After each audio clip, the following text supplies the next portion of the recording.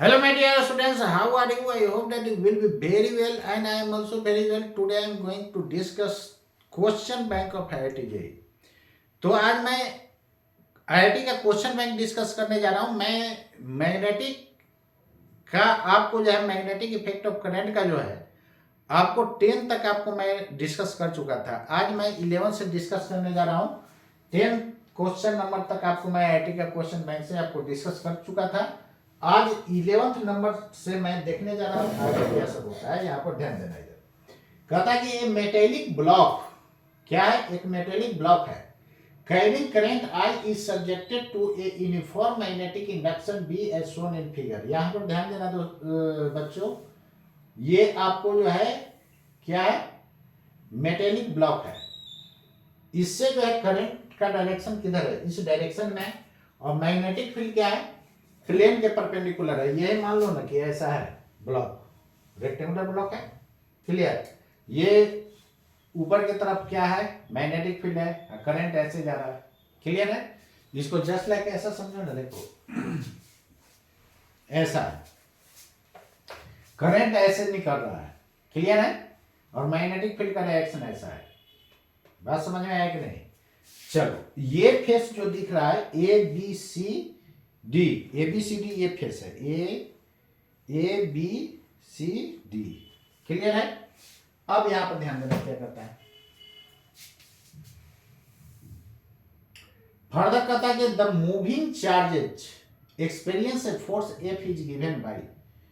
तो मूव जो चार्ज कर रहा है, तो चार्ज किधर मूव कर रहा होगा, यहां पर देखो ना, करंट का डायरेक्शन इधर है, तो इलेक्ट्रॉन फ्लो का डायरेक्शन इधर हो जाएगा, नहीं, यानी इलेक्ट्रॉन फ्लो का डायरेक्शन किधर हो जाएगा, अरे यार,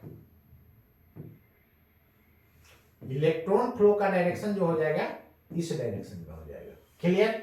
अब देखो ना, इधर इलेक्ट्रॉन फ्लो का डायरेक्शन है, अब मैग्नेटिक फील्ड किधर है, ऊपर है, तो क्या करोगे, क्यू भी क्रॉस बी इधर ना, तो ध्यान देना इधर यदि पॉजिटिव चार्ज होता तब तो इधर लगता, क्लियर है। माइनस है तो माइनस जस्ट अपोजिट कर देगा इधर, यानी इस डायरेक्शन में लगेगा, आउट ऑफ द प्लेन, यानी प्लेन के आउटवर्ड।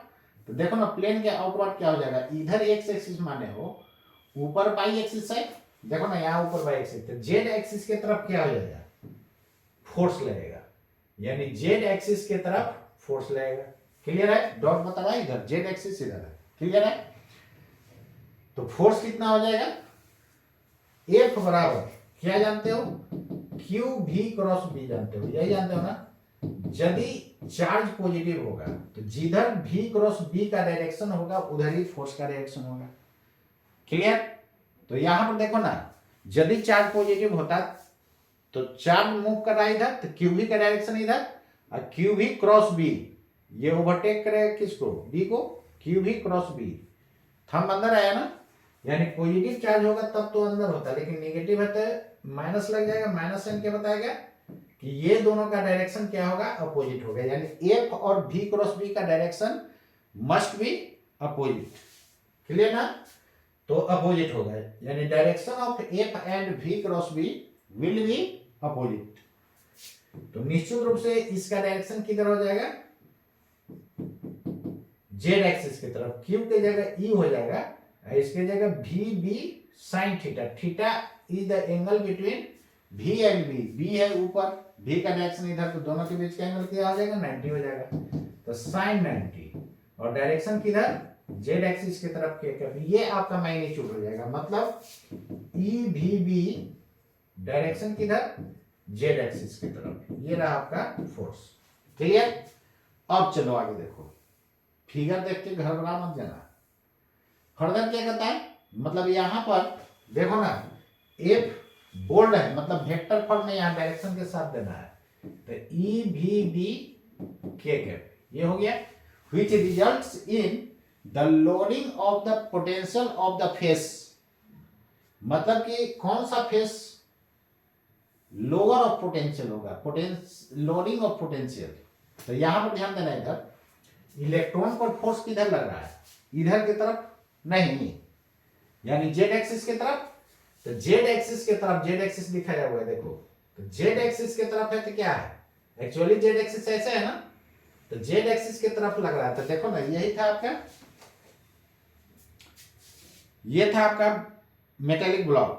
तो जेड एक्सिस इधर है, मतलब जेड एक्सिस की तरफ सब इलेक्ट्रॉन भाग जाएगा। जेड एक्सिस की तरफ फोर्स लग रहा है, यानी इधर खाली खाली क्या दिखेगा, इलेक्ट्रॉन। मतलब A B C D face पर क्या होगा, इलेक्ट्रॉन आ जाएगा। तो इलेक्ट्रॉन इधर से भाग के आया यहां पर, तो निश्चित रूप से ये इंड हो जाएगा निगेटिव, नहीं। और इलेक्ट्रॉन भाग करके इधर से गया होगा, तो जहां से इलेक्ट्रॉन भागता है वहां पर क्या आता है, पॉजिटिव आ जाता है। तो ये इंड क्या हो गया होगा, पॉजिटिव हो गया होगा। मतलब ये फेस आपको पॉजिटिव हो गया होगा। E F G H face क्या हो गया होगा, पॉजिटिव। और ए बी सी डी क्या हो गया होगा, निगेटिव। निगेटिव का पोटेंशियल लोअर होगा और पॉजिटिव का पोटेंशियल हाइयर होगा। तो कहता है क्या कि which results the lowering of potential. तो लोअरिंग पोटेंशियल किसका होगा, A B C D face का। क्लियर है ना, यानी A B C D face का क्या हो जाएगा, लोअरिंग पोटेंशियल हो जाएगा। क्लियर है, नोट करो। चलो नेक्स्ट क्वेश्चन पर चलता हूं। नेक्स्ट क्वेश्चन क्या कहता है, क्वेश्चन नंबर 12 नंबर देखना क्या कहता है। कहता है कि a uniform magnetic field with a slit system as shown in figure is to be used as momentum filter. Clear है ना, for high energy charge particles with a field B Tesla, it is found that filter transits alpha particles each of energy 5.3 mega electron volt। देखो यहां source है, source से क्या हो रहा है, पार्टिकल फायर किया जा रहा है। तो जाहिर बात है मैग्नेटिक फील्ड के परपेंडिकुलर फायर हो रहा है ना, तो सर्कुलर पाथ बन जाएगा, ऐसे निकलेगा। ये डिटेक्टर है, डिटेक्ट कर रहा है, यानी यहां से जो भी पार्टिकल आ रहा है इसको डिटेक्ट कर रहा है। तो डिटेक्ट करके बता रहा है कि एक का एनर्जी कितना है, कितना mega electron volt, 5.3 mega electron volt. Clear. तो देखो अल्फा पार्टिकल को शुरू में प्रोजेक्ट किया गया है। तो ये रेडियस जो है मान लो कितना है, आर है। तो आर बराबर जानते हो कितना फॉर्मूला, क्यू भी डिवाइडेड बाय, सॉरी एम भी डिवाइडेड बाय क्यू भी, यही जानते हो ना, रेडियस ऑफ कर्वेचर का फॉर्मूला। अब यहां पर ध्यान दो, इधर एम भी क्या हो गया, मोमेंटम हो गया। तो पी बाई क्यू भी लिख सकते हो, पी के जगह, क्योंकि यहां पर एनर्जी दिया हुआ है। क्या दिया हुआ है, पार्टिकल का एनर्जी, मतलब काइनेटिक एनर्जी होगा। तो काइनेटिक एनर्जी के टर्म में पी को क्या लिख सकते हो, 2m लिख सकते हो कि नहीं, डिवाइडेड बाय क्यू भी। क्लियर। अब यहां पर ध्यान देना, इधर दूसरा वाला को भी फायर करोगे तो क्या हो जाएगा, अल्फा पार्टिकल को आपने फायर किया तो अल्फा पार्टिकल पर चार्ज कितना हो जाता है, 2e के बराबर होता ना है। और उसके बाद क्या कहता है, the magnetic field is increase to, magnetic field को बढ़ा करके इतना कर दिया गया है। Deuterons are passed into the filter, filter में डिट्रॉन्स को पास किया जा रहा है। The energy of each deuteron transmitted by the filter is,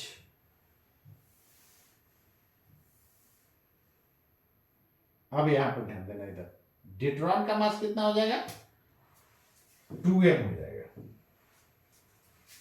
alpha particle का 4m मानते हो तो ड्यूट्रॉन का मास 2m।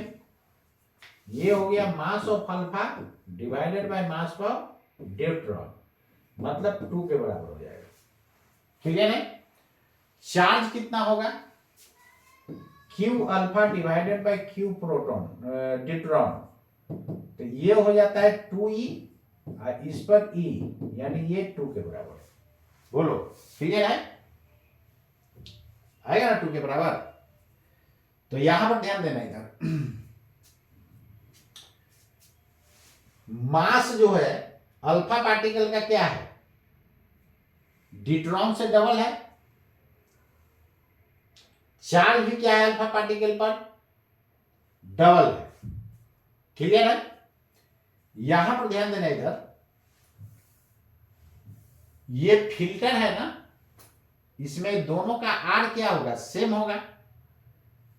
अरे यार आर दोनों के लिए क्या होगा, सेम होगा, फिल्टर ना है। तो फर्दर इसमें क्या कहता है, अब मैग्नेटिक फील्ड को बढ़ा करके 2.3 बी कर दिया गया। Deuterons passed into the filter, energy of each deuteron transmitted by filter. चलो देखो इधर, तो ये R1 एक R2 हो जाएगा, तो ये कितना हो जाएगा, अल्फा पार्टिकल के लिए 1 मान लो, नहीं तो यहां भी 1, क्लियर, यहां भी 1। R2 कितना हो जाएगा, ये डायरेक्ट लिखो 2m2 into K2 divided by Q2 into B2 हो जाएगा। और यहां पर सेम फिल्टर से पास कराया गया था, R1 बराबर R2, तो root under 2mK2 divided by Q2 into B2 बराबर 2m2, इधर हो जाएगा 2m1 K1 under root divided by Q1 into B1। बोलो होगा कि नहीं, क्लियर है। अरे यार केवल वैल्यू पुट किया हूं। अब यहां से देखो 2 तो कैंसल नहीं, m2 का वैल्यू कितना पुट करोगे,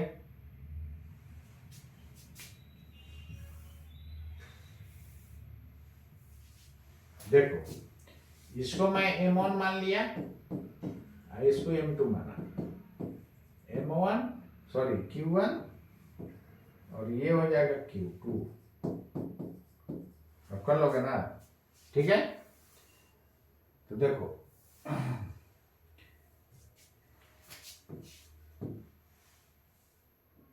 रूट अंडर कितना लिख सकते हो,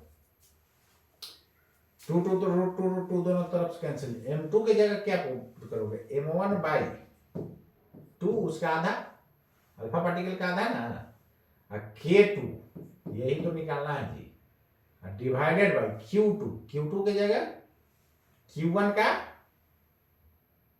हाफ, तो Q1 बाई 2 लिख सकते हो।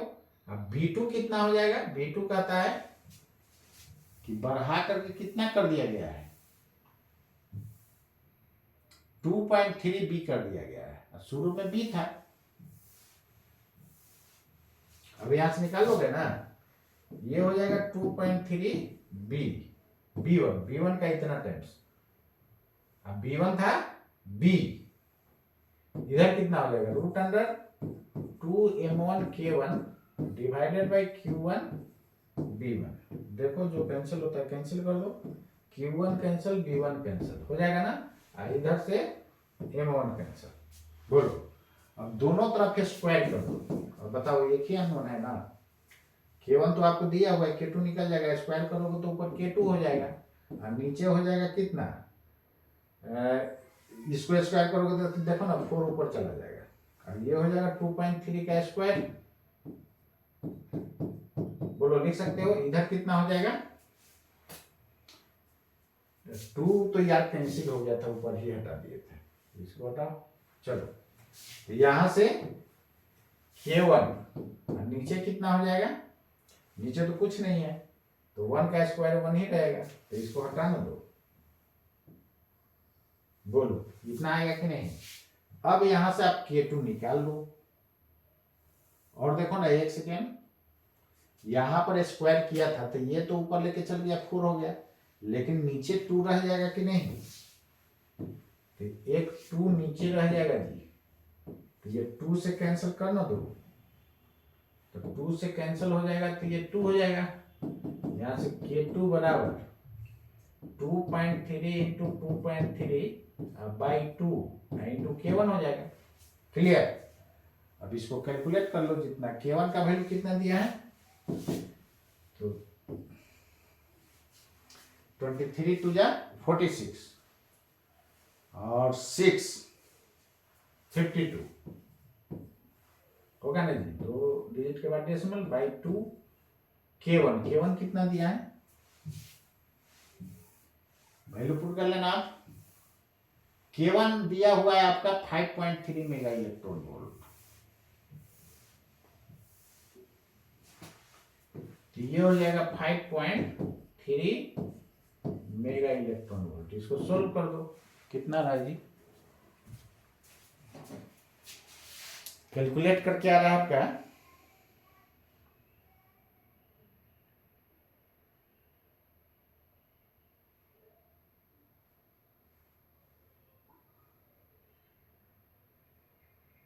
खोलो ना जल्दी यार।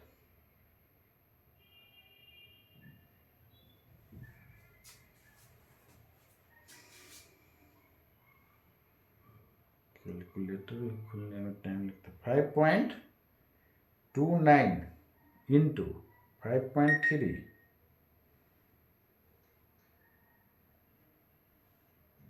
डिवाइडेड बाई 2 ये आ रहा है 14.0185 आ रहा है। 14 लगभग लिखो ना या अप्रॉक्स लिख सकते हो।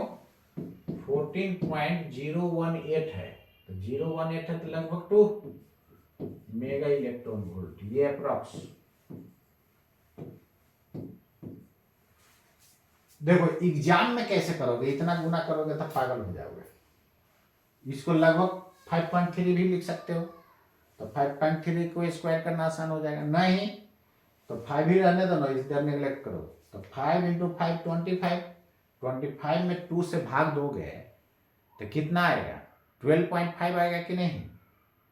क्लियर? तो जो नियरेस्ट ऑप्शन होगा उसको टिक करना। 12.5 ये तो लगभग 5 टिक किए हैं तब ना, 12.5 से ज्यादा ही होगा, यानी ज्यादा वाला देख लेना, बहुत ही ज्यादा नहीं होगा, 13-14 के लगभग में आएगा, मान देना।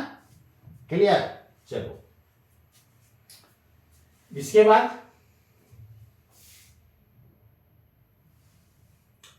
क्वेश्चन नंबर 13 देखो। 13 में क्या कहता है? कहता है कि magnetic needle is kept in a non uniform magnetic field it experience. जब नॉन यूनिफॉर्म मैग्नेटिक फील्ड में रखोगे तो अनबैलेंस फोर्स लगेगा, टॉर्क लगेगा कि नहीं? टॉर्क भी एक्ट होगा, यानी फोर्स और टॉर्क दोनों एक्ट करेगा। क्लियर है? चलो नोट करो। क्लियर है ना? यानी फोर्स भी लगेगा और टॉर्क भी लगेगा। जैसे देखो ना, मान लो कि यही नीडल है, क्लियर है? तो मैग्नेटिक फील्ड का डायरेक्शन इधर की तरफ है, लेकिन यहां पर वैल्यू ज्यादा है, यहां पर कम है, तो यहां पर इधर लगेगा कितना? M B. ये एम बी वन कहो, यहां पर एम बी टू कहो। क्लियर है? मैग्नेटिक नीडल पर फोर्स लग रहा है। अब यहां पर देखो, ये साउथ पोल था, ये नॉर्थ पोल था। क्लियर? अब देखो इसके अबाउट ये क्या करेगा? रोटेट करेगा ना। क्लियर? इसके कारण टॉर्क किधर होगा? क्लॉक। इसके कारण भी क्लॉक, तो नेट रोटेशन होगा। क्लियर? और जैसे ही इस पोजीशन में आ जाएगा तो इधर वाला मान लो कि B2 ग्रेटर है, क्या है? B1 है। क्लियर? तो इधर की तरफ फोर्स ज्यादा लगेगा और इधर की तरफ फोर्स कम लगेगा, तो रिजल्टेंट फोर्स किधर हो जाएगा? इधर की तरफ। यही जब यूनिफॉर्म मैग्नेटिक फील्ड होता तो जितना इधर फोर्स लगता उतना ही इधर, तो नेट अनबैलेंस फोर्स उस पर 0 होता है। केवल यहां पर क्या होता है? ऐसे रखता तो रोटेट होकर ऐसे आ जाता। क्लियर है ना? ठीक है? शुरू में ऐसे रखोगे, यहां पर फिक्स रखोगे तो ऐसे होकर के शुरू में तो ऑसिलेट करता है, फाइनली जो है इस डायरेक्शन में क्या हो जाता है? रेस्ट में आ जाता है। क्लियर? तो यूनिफॉर्म भी रहता तो टॉर्क लगता, लेकिन नेट फोर्स क्या हो जाता है? 0। तो यहां पर कहता है क्या कि इट एक्सपीरियंसेस, फोर्स भी एक्सपीरियंस करेगा, टॉर्क भी एक्सपीरियंस करेगा। क्लियर? फोर्स कौन सा? रिजल्टेंट फोर्स हो जाएगा इधर की तरफ यहां पर, क्योंकि B2 ग्रेटर देन B1 है। जब दोनों जगह मैग्नेटिक फील्ड सेम होता है तो नेट फोर्स क्या होता है? मैग्नेटिक नीडल पर 0 होता है, जितना इधर उतना इधर। क्लियर है? चलो यदि यूनिफॉर्म होता तब a torque but not a force हो जाता है, यानी फोर्स उस पर रिजल्टेंट क्या हो जाता है? 0। क्लियर? नेक्स्ट क्वेश्चन नंबर देखो 14 नंबर क्या करता है, कहता है कि एक conducting circular loop of, sorry 13 के बाद 14, हाँ ठीक तो है।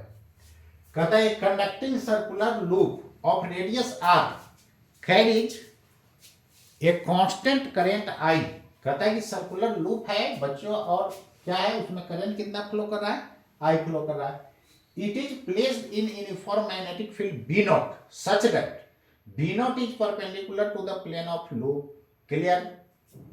The magnetic force acting on the loop is zero. ये तो थ्योरी में ही लिखा दिया हूं कि जब यूनिफॉर्म मैग्नेटिक फील्ड में करंट कैरिंग लूप रखा जाता है तो नेट फोर्स उस पर क्या हो जाता है, जीरो। क्लियर है? नेट फोर्स क्या हो जाता है, जीरो हो जाता है। बताने पड़ेगा, देखो ना, मान लो कि यही लूप है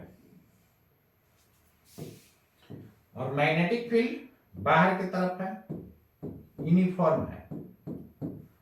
क्लियर है ना? अब ध्यान देना, करंट मान लो कि ऐसे फ्लो कर रहा है। क्लियर? अब इसमें करंट इधर फ्लो कर रहा है तो इसके कारण मैग्नेटिक फील्ड किधर होगा, सॉरी किधर फोर्स लगेगा, तो इधर की तरफ करंट है तो आईडीएल का डायरेक्शन इधर, आईडीएल क्रॉस बी, बी इधर है ना आउटवर्ड, आईडीएल क्रॉस बी इधर, यानी इस करंट कैरिंग कंडक्टर पर फोर्स इधर की तरफ लग रहा होगा। बोलो कोई दिक्कत? इस पे किधर फोर्स लग रहा होगा, तो यहां पर आईडीएल, अरे ए बराबर यही ना लिखते हो, आईडीएल क्रॉस बी या Q B cross B, Q B cross B. जब चार्ज मूव करेगा तब यहां पर क्या है, इसको आई एल क्रॉस बी भी लिख सकते हो, क्योंकि डीएल डीएल डीएल जोड़ोगे तो टोटल क्या दे देगा, एल दे देगा। क्लियर है? तो नीचे आई एल का डायरेक्शन, अब बी है इधर, तो आई एल क्रॉस बी उधर फोर्स लग जाएगा ना, यानी इस पर लग जाएगा फोर्स इस डायरेक्शन में। क्लियर? तो देखो जितना यहां फोर्स लगेगा उतना ही यहां लगेगा। क्यों? दोनों जगह फोर्स इसलिए सेम रहेगा क्योंकि मैग्नेटिक फील्ड क्या है, सेम है। तो यहां फोर्स का वैल्यू हो जाएगा आई एल बी साइन 91, नहीं तो ये भी लेंथ एल मान लो, ये एल मान लो, ये बी मान लो, ये बी मान लो। क्लियर है? तो आई एल बी तो equal in magnitude opposite direction, net zero. उसी तरह यहां पर देखो करंट एलिमेंट का डायरेक्शन इधर, अब बी फील्ड है ऐसे, तो I D L cross B नीचे की तरफ, यानी यहां पर मैग्नेटिक फील्ड, यहां पर मैग्नेटिक फोर्स का डायरेक्शन हो जाएगा नीचे। क्लियर?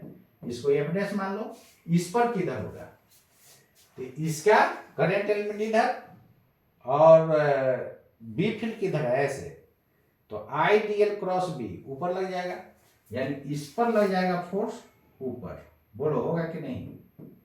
यहां भी equal in magnitude opposite direction, नीचे एफ डैश ऊपर एफ डैश, नेट क्या हो जाएगा, जीरो। तो अब याद रखना कि जब भी यूनिफॉर्म मैग्नेटिक फील्ड में कोई भी करंट कैरिंग लूप रखो, किसी भी तरह का लूप चारों तरफ से केवल बंद होना चाहिए, नेट फोर्स जीरो होगा। यहां पर तो इस तरह का रेक्टेंगुलर ले लिया, किसी भी तरह का लूप चारों तरफ से बंद होना चाहिए, नेट फोर्स क्या हो जाएगा, जीरो। यहां पर भी यदि यूनिफॉर्म मैग्नेटिक फील्ड है तो नेट फोर्स इस पर कितना हो जाएगा, जीरो। यानी इस पर भी देखोगे तो एफ नेट जीरो हो जाएगा। क्लियर? कब? जब बी का वैल्यू यूनिफॉर्म होगा तब। बोलो बी का वैल्यू क्या होना चाहिए, यूनिफॉर्म होना चाहिए। तो उम्मीद करते हैं ये आपको समझ में आ गया होगा। चलो next,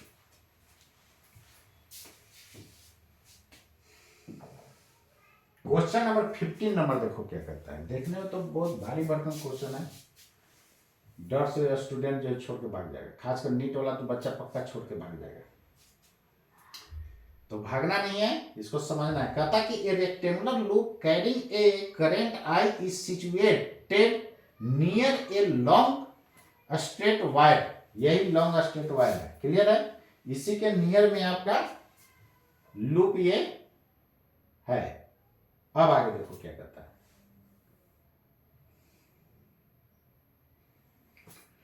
long straight wire such that wire is parallel to one of the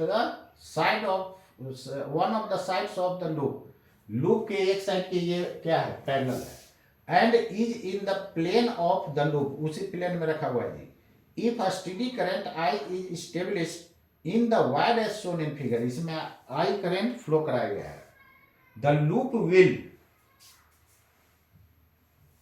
चलो देखो ये IIT 1985 में पूछा गया, किस में पूछा गया, 1985 में एक क्वेश्चन आया हुआ, कभी भी आपको इस टाइप का फिर रिपीट करेगा, इसलिए आप प्रैक्टिस रखो तो ज्यादा अच्छा रहेगा, जितना सोल्व करोगे IIT का क्वेश्चन उतना ही बेहतर होगा।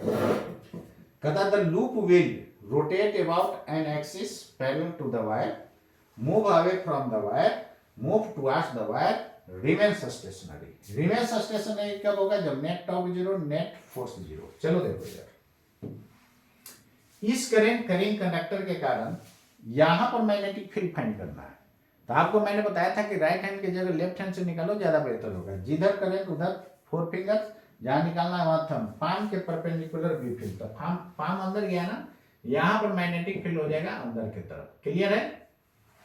अब देखो करंट एलिमेंट का डायरेक्शन ऊपर, फोर्स निकालने के लिए राइट हैंड का यूज करेंगे, और बी फील्ड है अंदर, करंट एलिमेंट ऊपर, बी फील्ड अंदर, तो क्यू भी क्रॉस बी, देखो इधर फोर्स लगा, यानी इसके कारण जो फोर्स लग रहा होगा ये मैग्नेटिक फोर्स का डायरेक्शन इधर होगा, क्लियर, दिस इज F1।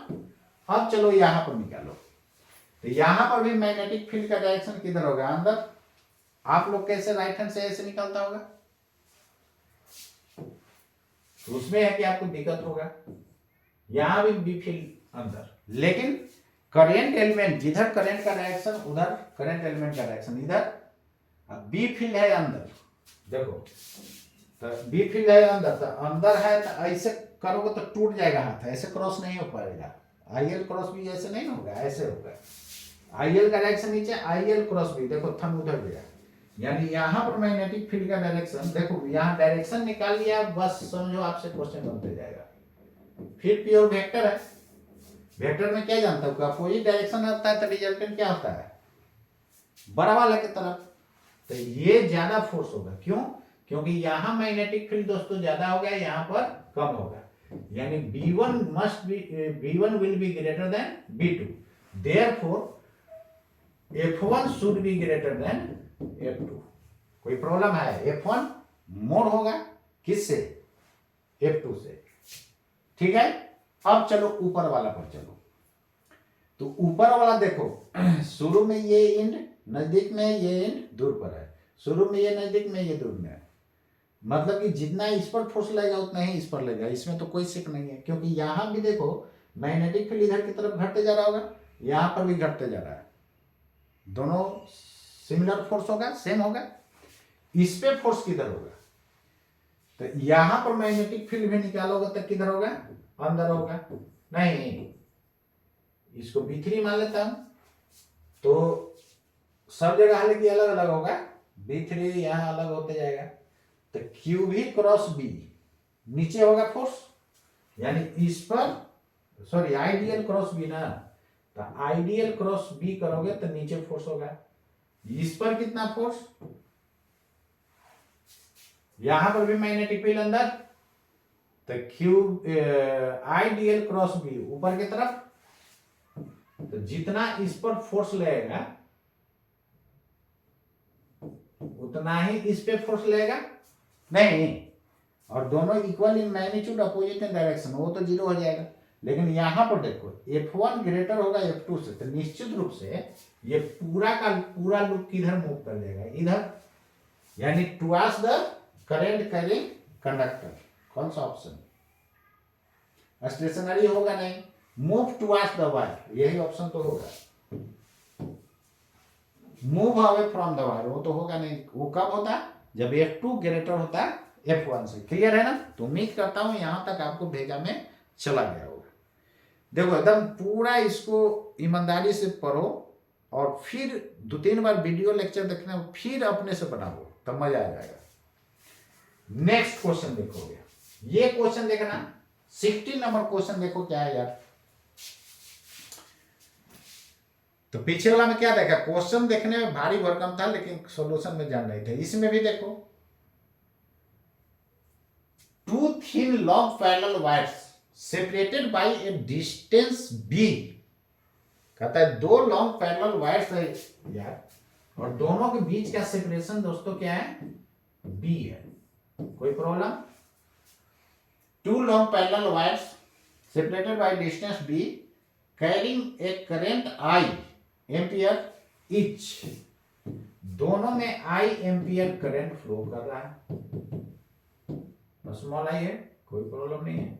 चलो, the magnitude of force per unit length exerted by one wire on the other, यानी एक वायर के कारण दूसरे पर फोर्स पर यूनिट लेंथ, क्या फॉर्मूला बताया था, याद है फोर्स पर यूनिट लेंथ का, 2I1 I2 divided by R, R is the separation between the wires, यहां पर म्यू नॉट बाई 4 पाई, 2 चाहो तो आप कैंसिल भी कर सकते हो, तो कितना हो जाएगा,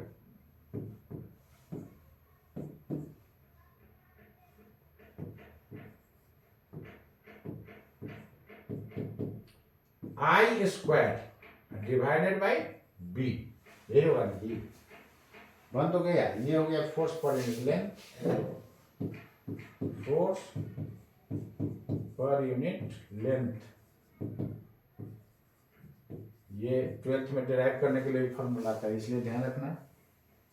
12th वालों के लिए मैं क्या करता हूं कि जितना टिक करूंगा ना, मेरा कोडिंग रहता है सिंगल से लेकर के ट्रिपल तक, डबल ट्रिपल, जितना मैं मारूंगा ना उसके अंदर 12th में पूछेगा, इसलिए 12th वाला का तो टेंशन लेना ही नहीं है। क्लियर है? जितना भी ये टिक करूंगा, सिंगल टिक, डबल टिक, ट्रिपल टिक, सिंगल टिक में सबसे कम इंपॉर्टेंट, डबल में उससे ज्यादा, ट्रिपल में सबसे ज्यादा इंपॉर्टेंट, जितना मैं टिक करता हूं उसके अंदर आता है। इसलिए जो लोग 12th मेरे यहाँ पढ़ता है उसको 12th का टेंशन नहीं रहता है, बिल्कुल टेंशन नहीं रहता, वो 12th में ही क्या करता है, IIT नीट का पहले ही प्रिपरेशन करता है। 11th में तो सब पास कर जाता है, उसमें तो जानते ही हो। तो 11th में केवल बस IIT नीट के व्यू से चलो, वहाँ तो स्कूल में ऐसे ही पास कर जाते हो। 12th में क्या है, हाँ ऐसा नहीं कि पास कर जाते हो तो 11th पढ़ो ही नहीं, 11th में खाली मैं क्या बोल रहा हूँ कि IIT नीट के हिसाब से पढ़ो, और 12th में वो तो रो के पढ़ो चाहे हंस के पढ़ो, पढ़ना ही पड़ेगा, क्योंकि थ्योरेटिकल एग्जाम, थ्योरेटिकल क्वेश्चन पूछता है एग्जाम में ज़्यादातर। तो जितना टिक करूंगा उसके अंदर 12th में पूछेगा, उसको आप रेडी कर जाओ। बाकी नीट और IIT के लिए रेडी करते जाओ तो आपको भार बहुत कम पड़ेगा। इसलिए 12th करोगे जस्ट आपको क्या हो जाएगा, नीट IIT भी करेक्ट कर दोगे। लेकिन जब 12th में हम सिंगल टिक, डबल टिक, ट्रिपल टिक न करूं तो पूरा थ्योरी उसको रट्टा मारना पड़ेगा, फिर आपको दिक्कत हो जाएगा। बात समझ रहे हो ना? चलो नेक्स्ट, फिर इधर IIT नीट के लिए आपका टाइम कम बचेगा। इसके बाद तो इसमें कौन सा ऑप्शन होगा जी, ये नहीं बता रहे। म्यू नॉट 2 पाई, ये तो कर ही सकते हो, mu naught 2 pi B I square, ये तो ऑप्शन दिख रहा है क्या। चलो नेक्स्ट, ये IIT 1986 में आया हुआ है। इसके बाद क्वेश्चन नंबर देखना 17 पर हो, क्या कहता है, कहता है कि 2 particles x by have equal charges, दोनों पर चार्ज सेम है, after being accelerated through same potential difference enters a region of uniform magnetic field, b भी सेम है दोनों के लिए, describe circular paths of radius r1 r2, the ratio of mass of x to that of y is, ratio पूछ रहा है। Clear है ना? मास का रेशियो आपसे पूछ रहा है, क्या होगा। तो चलो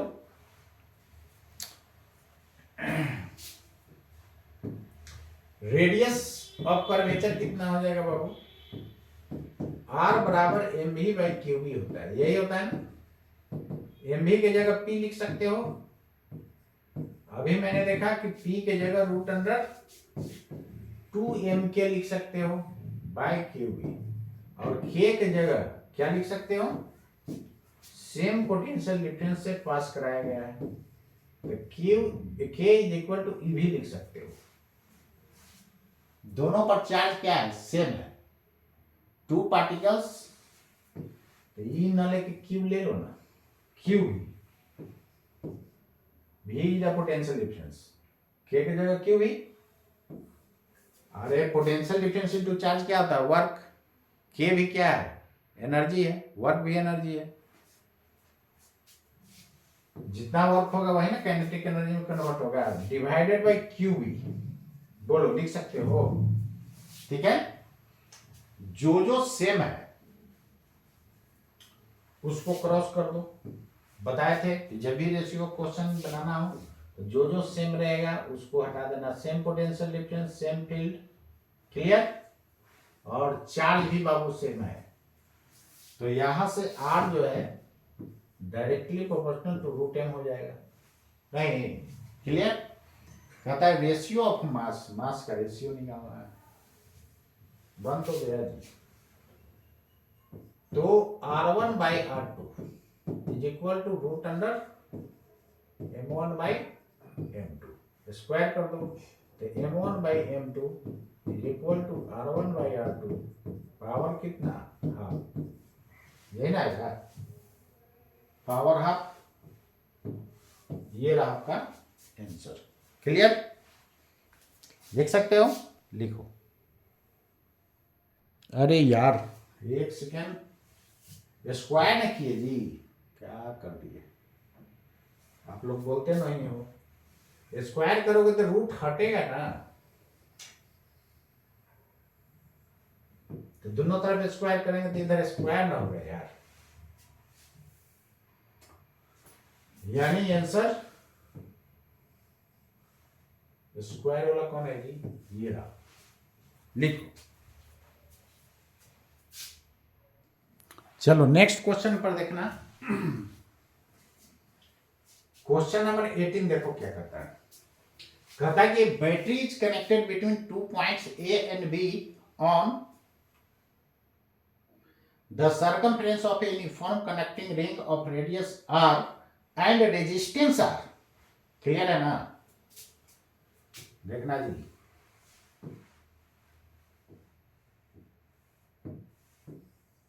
यही है, इसका कहता है कि रेडियस आर है और रेजिस्टेंस इसका टोटल कितना है, कैपिटल आर है। अब इसको कहता है कि एक बैटरी से कनेक्ट किया गया है, कर दो,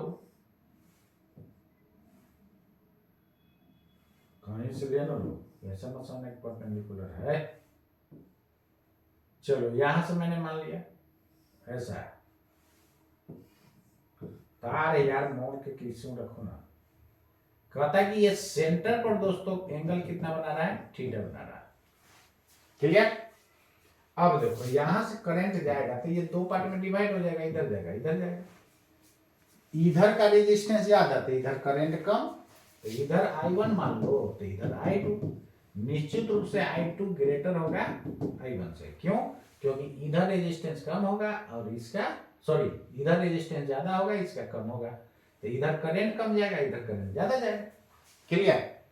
इसके कारण मैग्नेटिक फील्ड किधर, बाहर, इसके कारण मैग्नेटिक फील्ड किधर, अंदर, तो नेट जो होगा सेंटर पर मैग्नेटिक फील्ड 0 होगा, बी नेट बराबर 0। ये कुछ भी एंगल है, एंगल से कोई मतलब नहीं है, यहां कनेक्ट करोगे इस इन को यहां लाओगे फिर भी वही, क्लियर है। तो क्या कहता है, ring of one of the A B, ये ए बी माना है, clear, one of the arcs A B of the ring subtend angle theta, एक आर्क थीटा एंगल बना रहा है कहां पर, सेंटर पर। The value of magnetic induction, magnetic induction पूछे, मैग्नेटिक फील्ड इंटेंसिटी पूछे, मैग्नेटिक फील्ड पूछे, ऑल आर सेम, मैंने ऑलरेडी बता चुका हूँ कि मैग्नेटिक इंडक्शन पूछे, मैग्नेटिक फील्ड इंटेंसिटी पूछे, मैग्नेटिक फील्ड पूछे, all are same. Clear? Magnetic induction at the centre due to current in the ring will be equal to 0 for all values of theta. Clear है ना? क्योंकि दोनों equal in magnitude, opposite in direction हो जाएगा और net क्या हो जाएगा? 0 हो जाएगा। क्लियर? चलो नेक्स्ट, कहीं से कनेक्ट करोगे तो 0 ही आएगा। क्या कहता है? जैसे तो थ्योरी में ही बता चुका हूं, बताया था ना कि कहीं भी कनेक्ट करो 0 ही होगा, सेंटर पर 0 होगा। इसमें 19 में देखो, a proton, a neutron and alpha particle having same kinetic energy. Kinetic energy तीनों का क्या है? सेम है। Clear? Moving in circular trajectories, trajectory मतलब पाथ होता है, सर्कुलर पाथ बोलो उसको, in a constant magnetic field, B भी सेम है जी सबके लिए। If rp, rd, r alpha denotes respectively radii of the trajectories, trajectory मतलब path of these particles, then बहुत सिंपल, क्या अभी मैंने पढ़ा? रेडियस ऑफ कर्वेचर जो है mv बाई क्यूवी होता है। नहीं, यहां पर स्मॉल ले लिया है, स्मॉल कर दो, क्या प्रॉब्लम? कहता है कि देखो सबका मास तो अलग अलग है, कहता है same kinetic energy. Kinetic energy बाबू सेम है, तो इसको काइनेटिक के टर्म में पहले करो, तो ये मोमेंटम एम भी हो जाएगा, 2m के होगा कि नहीं बताओ, डिवाइडेड बाई क्यू। क्या मैंने बोला कि जो जो कांस्टेंट है उसको कर दो। सेम मैग्नेटिक फील्ड है, ये आपका के सेम, ये सेम, तो यहां से आप directly proportional root M by Q लिख सकते हो कि नहीं बोलो। ये समझने के लिए बोले थे कि जब भी इस तरह का सेम हो उसको काट दो, जो भी रेशियो वाला क्वेश्चन है इस तरह बनाना, फटाक शुरू बन जाएगा। तो डायरेक्टली प्रोपोर्शनल क्या हो गया? दिस, बाकी सब कांस्टेंट था, कांस्टेंट को हटा दिए, ऐसे भी डिवाइड करोगे तो कांस्टेंट कैंसिल हो जाएगा। आरपी आर डी, तो यहां पर देखो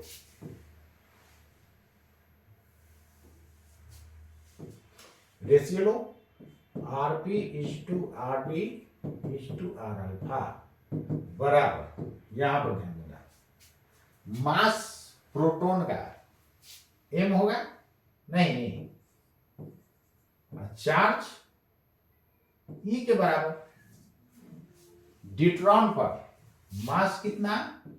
डबल, ये कितना? चार्ज वही, यहां पर देखो मास कितना? 4m अल्फा पार्टिकल का, डिवाइडेड बाय चार्ज डबल होता है, होगा ना, प्रोटॉन न्यूट्रॉन से charge double. Common term ratio में हट जाता है बाबू, तो रूट एम बाई हट जाएगा तो 1 बचेगा, यहाँ क्या बचेगा? 2 बचेगा, यहाँ क्या बचेगा? 2 और 2, ये तो कैंसिल हो जाएगा, रूट एम बाई हट जाएगा तो 2 भी कैंसिल, 1 आ गया, नहीं 1 1 वाला सेम हो जाएगा, यानी RP is equal to R alpha. Clear? ये दोनों सेम, और निश्चित रूप से ये √2 टाइम्स है, तो √2 ज्यादा कि 1 ज्यादा? √2 ज्यादा, तो निश्चित रूप से बड़ा हो जाएगा ड्यूट्रॉन का। रेडियस किसका बड़ा हो जाएगा? ड्यूट्रॉन का। आर अल्फा आरपी सेम बाबू, और आर डी से छोटा, आर अल्फा आरपी सेम और ड्यूट्रॉन से छोटा। क्लियर है? बहुत इंपॉर्टेंट क्वेश्चन है, इसको ध्यान रखना जी, 1997 में पूछा हुआ है।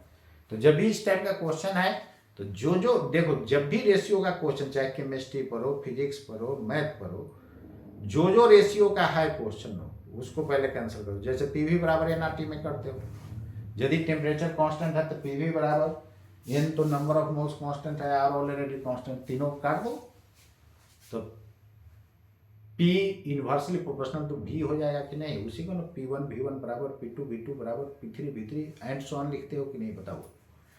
क्लियर है? चलो नेक्स्ट क्वेश्चन नंबर 20 नंबर देखो क्या कहता है। कहता है 2 particles each of mass m, एकदम गौर से समझना, बहुत मजेदार क्वेश्चन है। 2 particles each of mass m and charge q are attached to 2 ends of a light rigid rod of length 2r. जैसे जैसे क्वेश्चन करता है फिगर बनाते जाओ। यही है ना, इसका लंबाई 2r है, तो एक साइड r हो जाएगा। कहता है दो पार्टिकल है बाबू, एक यहाँ पे एक यहाँ पे, क्लियर। दोनों का मास कितना दिया जी? Charge q mass m, no problem. Q charge है, मास एम है, क्यू चार्ज है, मास एम है, ठीक है। अब आगे देखो क्या करता है। देखो फिगर बनाने से तुम्हारा दिमाग काम करना शुरू कर देगा।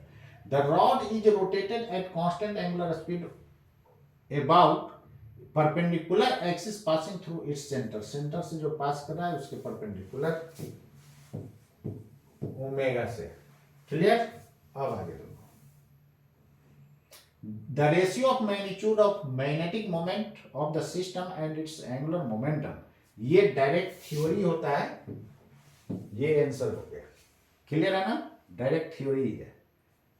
थ्योरी में मैं बताया था, बहुत जगह देखोगे ये थ्योरी को नहीं बताया जाता, छोड़ दिया जाता है, और ये बहुत इंपॉर्टेंट है। मैग्नेटिक मोमेंट का रेशियो और एंगुलर मोमेंटम का रेशियो Q/2m के बराबर होता है। इससे जो है बड़ा बड़ा जो लॉन्ग सॉल्यूशन जाएगा छोटा में बन जाएगा। जैसे देखो एक बात बता रहा हूं कि एक सॉलिड स्फीयर है, यूनिफॉर्मली चार्ज सॉलिड स्फीयर, उसको एक्सिस के अबाउट रोटेट कर दिए, तो आपसे डिमांड करेगा कि उसका मैग्नेटिक मोमेंट क्या होगा।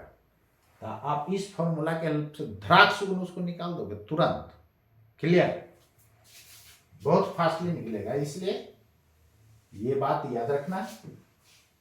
ऐसे देखो मैं कर रहा हूं, मैग्नेटिक मोमेंट और एंगुलर मोमेंटम का रेशियो पूछ रहा है। मैग्नेटिक मोमेंट ये होता है, एंगुलर मोमेंटम कितना हो जाएगा बाबू? इसका मोमेंट ऑफ इनर्शिया, इसका moment of inertia I omega होता है ना, क्लियर। ये आई करंट है, दोनों कंफ्यूज मत कर लेना जी। यहां पर आई मोमेंट ऑफ इनर्शिया है, तो आई कितना लिख सकते हो? ये रोटेट कर रहा है ना, तो फ्रीक्वेंसी के टर्म में ऐसा लिखते हो, ये हो गया पाई आर स्क्वायर, बोलो एरिया, आर रेडियस का ना सर्कल बनेगा, clear, divided by I moment of inertia, इसका बताओ जी। तो एक का एम आर स्क्वायर, तो दो से गुना हो जाएगा, 2mr² है इंटू ओमेगा। एफ के जगह फ्रीक्वेंसी क्या होता है? ओमेगा बराबर 2πf लिखते हो ना, तो एफ बराबर omega by 2π e into pi r square divided by 2mr² omega. जो जो कैंसिल होता है कैंसिल कर दो, omega omega cancel, pi pi cancel, नहीं और कुछ कैंसिल होगा क्या? नहीं, 2 नीचे चला आएगा, तो ई आर स्क्वायर भी कैंसिल हो जाएगा, उड़ा दो, आर स्क्वायर कैंसिल, तो ऊपर बन जाएगा ई डिवाइडेड बाय 2, एक नीचे आ जाएगा, तो 4m ना हो जाएगा, 4m हो जाएगा, सही है।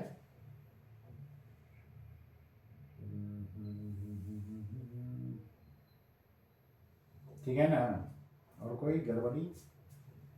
और तो ठीक ही है, ठीक ही है, ठीक है। हाँ, एक सेकंड, यहाँ गड़बड़ हो गया।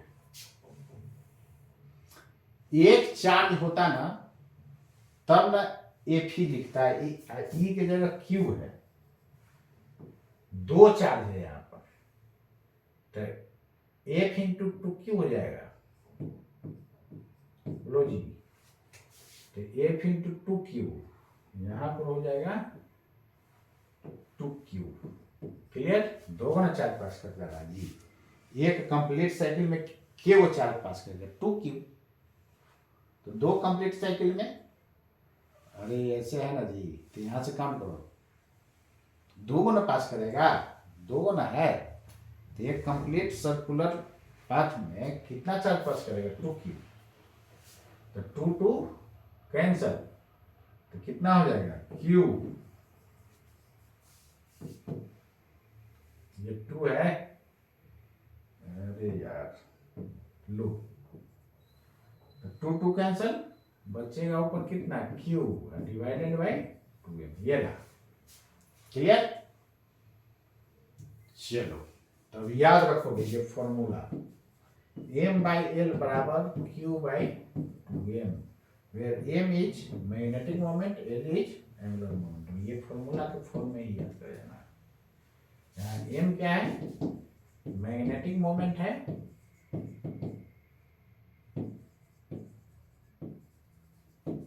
और l क्या है? Angular momentum. हाँ, एक बात और मैं बताना चाह रहा हूँ, बहुत लोगों का ये दिमाग में जब हम पढ़ाते हैं ना तो कहता है ना कि ये सब क्वेश्चन पूछेगा, देखो आया हुआ है, तो अब ध्यान देना इधर। ऐसा भी क्वेश्चन तुमसे पूछ सकता है कि एक डिस्क है, यूनिफॉर्मली चार्ज है, और एक्सिस के बाद उसको घुमा दिए, तो आपसे पूछ देगा कि उसका मैग्नेटिक मोमेंट क्या होगा। तो ये फॉर्मूला लगाना, एंगुलर मोमेंटम आई ओमेगा लिख सकते हो। आई कितना हो जाएगा डिस्क का? mr²/2 पुट कर देना, तो यहाँ से मैग्नेटिक मोमेंट डायरेक्ट निकल जाएगा कि नहीं, इस फॉर्मूला से। टोटल चार्ज डिस्क पर का दिया हुआ रहेगा। क्लियर है? यहाँ स्मॉल m क्या है? मास ऑफ, मास है जी, तो रोटेटिंग पार्ट का मास दिया हुआ रहेगा। क्लियर है? ठीक है यहाँ तक? तो इसमें आंसर हो जाएगा q बाय मैग्नेटिक मोमेंट और एंगुलर मोमेंटम का रेशियो q/2m। तो उम्मीद करता हूं दोस्तों ये समझ में आ गया होगा। तो अब जितना मैं बोल रहा हूं समझो सब वैलिड होते जा रहा है। ये क्वेश्चन लोग जो है, बहुत लोग कहता है जब पढ़वाएंगे ना कि एक सॉलिड स्फीयर है, यूनिफॉर्मली चार्ज है, चार्ज टोटल क्यू है, उसको रोटेट किया तो मैग्नेटिक मोमेंट क्या होगा, तो सब बोले सर इतना टफ पूछेगा। अरे यार उसको आप इंटीग्रेट करके बनाओगे तब लॉन्ग होगा, ये फॉर्मूला लगाएंगे चुटकी में उड़ जाएगा। बात समझ गया? तो इस टाइप का आप किसी का भी निकाल सकते हो। कौन है यूनिफॉर्मली चार्ज, उसको भी रोटेट कर दो, क्या होगा उसका मैग्नेटिक मोमेंट। क्लियर? अब magnetic moment divided by angular momentum, वे तो सब के लिए q/2m आएगा। क्लियर है? तो फॉर्मूला याद रखना, q/2m, where m is the mass of rotating part, rotating material. Clear? तो उम्मीद करता हूं ये आपको समझ में आया होगा। तो दोस्तों सबको शेयर करो, अब सबको फायदा होगा। तो जो नीट का स्टूडेंट है वो भी बनाओ आईआईटी का क्वेश्चन बैंक, और जो आईआईटी का है वो भी बनाओ। आईआईटी को वालों को एक और बनाना होगा यूरोडोप का, जिसको लोग बोलता है काफी टफ है, दुनिया का सबसे टफ फिजिक्स का वही है। ऐसा कुछ नहीं है, बनाओगे चुटकी में वो भी उड़ते जाएगा। एडवांस के लिए जरूरी है बनाना। क्लियर है ना? तो आज के लिए इतना ही दोस्तों, मिलता हूँ फिर नेक्स्ट क्लास, तब तक के लिए नमस्कार।